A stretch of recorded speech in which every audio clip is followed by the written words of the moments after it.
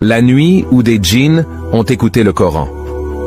La nuit des djinns est une nuit extrêmement bizarre. Déjà, le prophète Mohammed avait disparu cette nuit-là.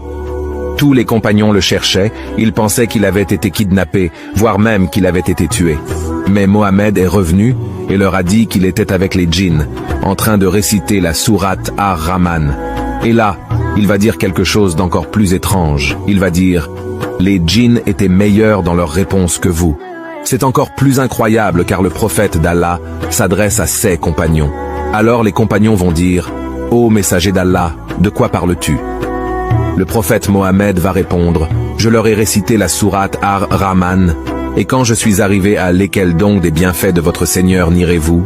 Les djinns ont répondu en disant: il n'y a aucune de tes faveurs, ô Allah, que nous refusons ou que nous nions, c'est à toi à qui appartient toute la gloire. Donc, dans cette sourate, les djinns ont répondu d'une meilleure manière que ce que vous avez fait. Aussi, Allah va mentionner dans la sourate Ar-Rahman: et pour celui qui craint d'être devant son Seigneur, il aura 2 jardins. Allah va le mentionner pour les djinns, ainsi que pour les hommes, et il ajoutera même qu'ils auront des partenaires au paradis. Merci d'avoir regardé. Abonne-toi pour plus d'histoires. Quand l'ange de la mort va se tuer lui-même, à la fin des temps, Allah demandera: qui reste-t-il? L'ange de la mort répondra: ô Allah, il reste moi, toi, Djibril, Mikaël et Israfil. Allah dira: prends l'âme de Mikaël. L'âme de Mikaël sera prise. Allah demandera encore: qui reste-t-il? L'ange de la mort répondra: il reste moi, toi, Djibril et Israfil.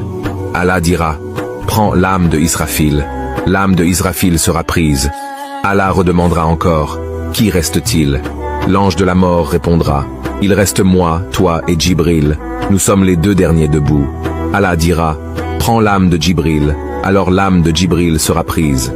Il est dit que lorsque l'âme de Djibril sera prise, il tombera sur ses ailes en glorifiant Allah. Une fois de plus, Allah demandera: qui reste-t-il? L'ange de la mort répondra: il reste moi et toi. Mais tu es à l'ange de la mort de prendre sa propre âme. Certains savants disent que l'ange de la mort ira à un endroit entre le paradis et la terre et prendra sa propre âme.